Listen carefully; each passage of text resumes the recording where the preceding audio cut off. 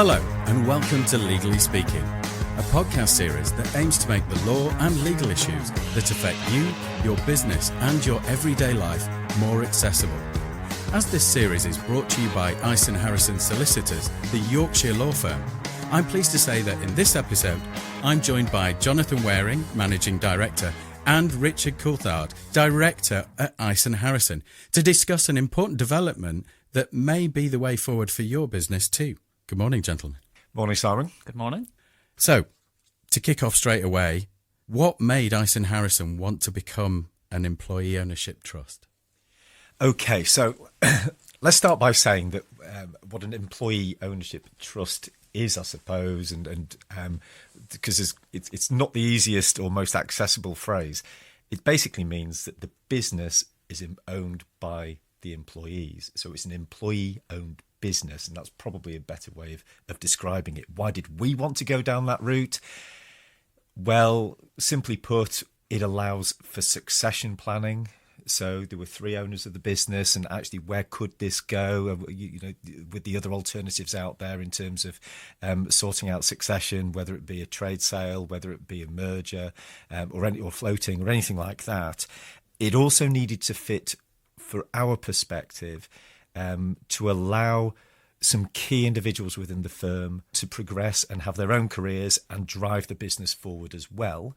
That would have been more difficult, I feel, with any other solution. And of course, we felt as if there was a cultural fit around it as well. We'll go into how difficult it is to actually do this and actually what the intricacies around it. But in short, we've converted into an employee-owned business effectively on behalf of the staff, all of the employees within the business, and there's a board of directors which include 5 key individuals who've come onto the board who are now going to drive the business forward. Are there any existing examples that people may be aware of that are similar, or is it very different from, for instance, John Lewis? It's not very different to John Lewis. That would be the one that everyone knows about. There's Aardman Productions out there, the people who made Wallace and Gromit, or make Wallace and Gromit. There's Go Ape and things like this. So it's become more and more popular. There's probably about 1,000 businesses out there, but there are only 10 law firms out there that have done this.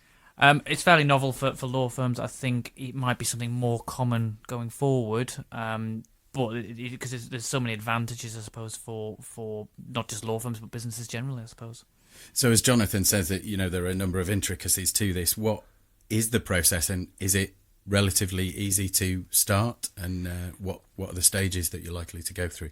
Okay, well, in theory, it is quite easy because it's basically a sale of shares from founder owners to a trust. But of course, it's not easy to actually structure that in legal documentation. So in theory, it's actually easier than other transitions or sales because there's not the same level of due diligence involved. There's no banks involved. There's no third-party dealing. So actually, it's a bit more controlled, as it were, and less stressful in some ways. So you've got a different model. You've got a trust, but you've got a board of trustees. There's a board of directors, and there's duties of each of those that need to be considered. There's a lot of paperwork. You need the approval of HMRC. You need the approval, in our case, because we're a law firm, we needed the approval of the SRA, our regulator, and that may be the case for other professional bodies too. And then you've got the internal communications, which is not straightforward as to actually how to bring people with you, despite the fact that it's pretty good news for everybody. So, Richard, how does this compare to other employee share schemes that are available for businesses to pursue? So I think the first difference, other than obviously a structural difference, is an employee ownership trust is for the benefit of all employees, and it has to be for the benefit of all employees, whereas other employee share schemes potentially could be for the benefit of a minority, or it might be for a management team, something like growth shares. You could have an EMI scheme, but again, you might be selective as to who is involved in that process. I suppose. Do you mind me just asking for you to clarify EMI scheme? So it's the Enterprise Management Incentive, which allows certain employees to benefit financially when there is a sale of the business. Growth shares is potentially enables certain employees to have ongoing benefits during the course of their employment. I suppose for a business owner, the key is really what's the aim around having a share scheme and what's the direction of travel. An EOT ultimately is a form of succession. The existing owners are relinquishing control and has to be, to get the tax benefits, relinquishing more than 51% of control of the business. And that differs to some of the other schemes that might be available.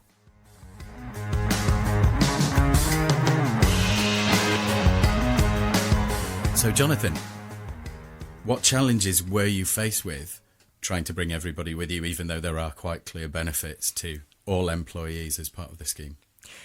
Well, we've got two challenges. We had the challenges of the actual process and then the communications. The process itself, we needed to get SRA authorisation that I mentioned. We needed to have the legal aid agency because we do legal aid work. They need to approve it. The bank needed to approve it. Lender panels, because we do a lot of conveyancing, they needed to register that there was a change of ownership going on and be comfortable with it too. Internally, there are language changes in terms of, people being employee owners as opposed to staff, as it were. There is no handbook. We're the 10th firm to have done this. You can't just simply get a handbook and say, well, how do you do this? Because it needs to fit with your culture as well. And that's where the communications came in. So we've been very open internally for more than 6 months before we actually transformed into an employee-owned business and told everybody within the firm.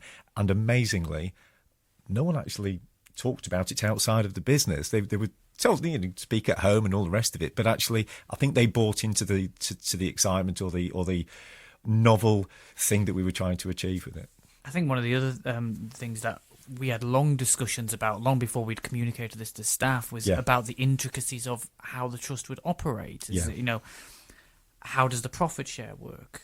Who's going to be your trustees? How's your employee forum going to be made up? So there's all sorts of intricacies that actually require quite involved conversations, because everyone's got an opinion and is actually trying to get a consensus as to what the best way forward is. One change that I've noticed is obviously you were partner before and Jonathan was managing partner. Now you're both directors. In legal terms, is there a significant difference between being a partner and a director? Yes and no, I suppose. We now have a board of directors. There was a board previously, which was made up of the 3 founders plus one other. We've now got a board of 8. Partners is essentially a title. It's still an employed role, but the business is managed by the board of directors. So to both of you, we've talked about the benefits to employees. What are those benefits for employees that would like to encourage their management teams to possibly go in this direction, or a management team considering a change for the entire business? Okay, well, we're early days, so we're 6 weeks in now, so perhaps not all of the benefits have been experienced by everybody yet. However, speaking with other firms, other businesses, those others that have done it, it seems to be probably in this order. We did something of a survey as to what people within the firm were hoping that it would achieve for them as well. So what came out number 1 was actually, I'm going to be entitled to a profit share.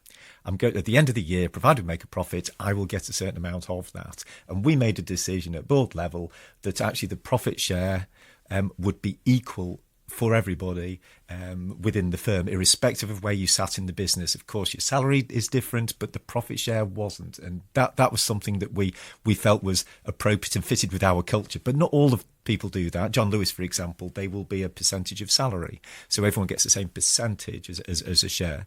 But for us, we just wanted it to be something transparent so that people could look at each other and go, great, what are you going to do with yours kind of thing? But it'd be the same amount.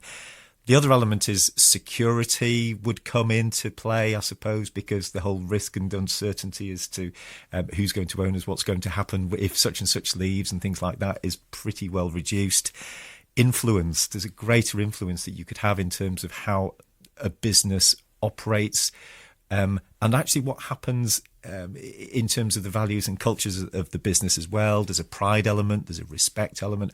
All of those things tend to increase as a consequence of being an employee owner. I'm assuming then that there's certain voting rights that also come as part of that. Is that right? Or? No, it's very important to understand that this isn't actually a collective. So we've got a board of directors, okay, and they lead and drive the business, and their responsibility, their commission, is to drive it as ethically well and as profitably as they can for the benefit of the trust, which is looking after all employees. That's the commission. However, they will be influenced, and there are communication routes and feedback loops and all the rest of it within our business anyway, and within all successful businesses, whereby you bring people with you and that people can influence. But no, there are no voting rights. This is not a collective. This is a very strong business model for continued growth and prosperity for the business. So on that basis, Richard, how have you engaged with employees and taken them with you on the process? So I think we've had very open communications with employees from very early on. Actually, before we'd actually transitioned, we've asked them for feedback. We've put out videos. We're going to be setting up an employee council, so actually there'll be representatives from across different aspects of the firm, different teams, different levels, so that they can get different feedbacks. And there's various projects within the firm that we're obviously the directors are leading it. They might be heading a particular project, but we're bringing different people in at different levels, so actually we can get a range of opinion. And I think that the feeling that I get from the staff is they're very much engaged in that, because actually they feel like they have a degree of control, a degree of influence. Have you seen any other specific response from employees to the change? Obviously, as you say, you're only 6 weeks in, but early days, have they all run gung-ho into it, or has it been a kind of gentle steps? I'm at risk here of saying you would say that, wouldn't you? Because maybe I only see things through my rose-tinted glasses. I would say that there's a significant number of people who are really quite enthusiastic about it and comforted about it, because, of course, it is change, but it's not the biggest change internally, as you would expect. You've still got the same work to do, same lane manager, the same people that you're working with. And, of course, people have valued very much who they're working with. The board of directors has changed slightly, but other than that, there's a comfort that's come around. It's positive change, but it's not a negative one that's impacting upon me. I think that's at one end of the spectrum of response. I can go all the way through to the other end of the spectrum, which is ambivalence, which is whatever. But I have experienced a little bit of that, but not everybody needs to be completely involved. It is their choice, but if they want to be, they can be. Yeah, I suppose, Richard, that's a question of understanding the full process, or a kind of suck it and see, I suppose. I think those who may have initially shown an ambivalent response.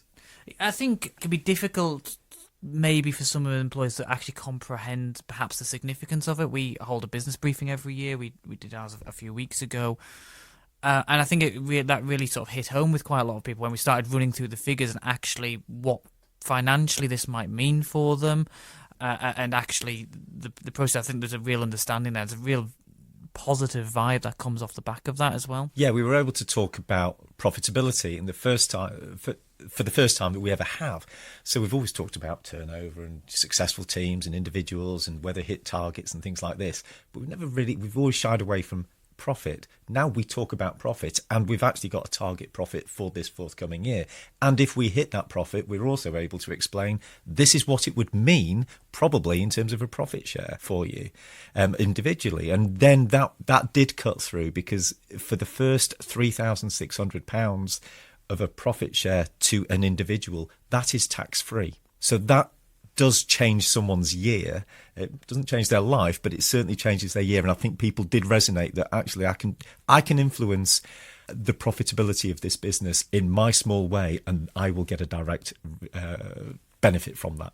This is only my perspective, but I'm assuming, based on what you've just told me, that ambivalence won't last much longer when they understand. I think Richard's right. Following the business briefing, people have actually resonated a little bit more with it. But when we first started talking about it about 6 months ago, I'm not quite sure what that is. And actually, ridiculously, it has benefited from being repeated and repeated about setting up a trust, having a board of directors and where you fit in and influence and profit shares and things like that. It's started to understand. Have you found that being an EOT, an employee ownership trust yourself, actually has helped you with advising other businesses who may be considering that as a path? Yeah, absolutely. So advising business owners on becoming an employee ownership trust is something we advise on. But certainly we've done transactions over the last few months where actually the advice that we can give is much more rounded, because we're not just saying this is what the law says and this is legally how you approach it, but actually practically we've been through this.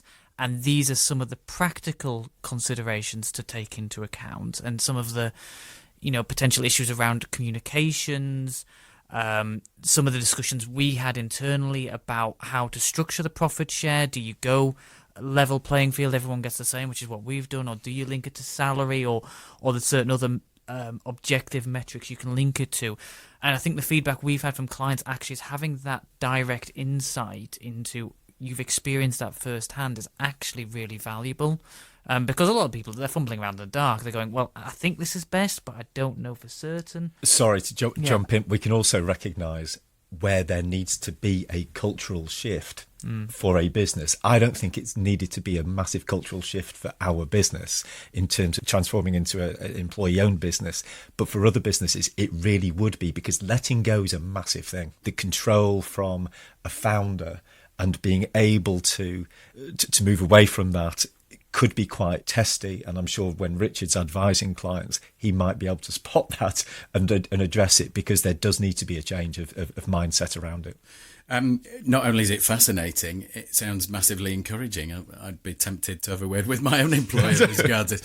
Whether it would go that way, I don't know, but there'll be many listeners out there. Now you've managed to go through both process and also what the benefits are for us, maybe a realistic option for them, which leaves me, I suppose, Jonathan, with the final question, which is, what are the first steps? How do you start this process? Well, I suppose everyone needs to recognise it doesn't work for every business. It really doesn't. And we were very fortunate because the three owners, or the three founders, were aligned in what their objectives and direction were. And that's not always the case, okay? And we're a pretty strong business, and we've got a strong identity, and that was going to fit. For others who want to be thinking about this, because it would be one option for them, they'd go to their accountant probably first up, because they will be able to go through the options in terms of succession planning, or basically putting themselves in a position so that they could continue to grow. And this would be one of the options, probably one of 5 or 6 options that they would have. The alternative is to, come to us or another law firm, preferably us and Richard, in order to discuss it through. And then there will be also other business advisors and what have you. But I would probably say accountant, lawyer, that's your starting point. What I typically say to clients is, because this is part of a succession plan ultimately, you probably need to be thinking about your succession plan at least 2 to 3 years out, as to actually EOT is an option, trade sale might be an option, family business succession. There's lots of options. This is one of many. I know I certainly would recommend going to Richard's team in the first instance if you've had that initial conversation with your accountant, in which case you will find them at isonharrison.co.uk. Thank you.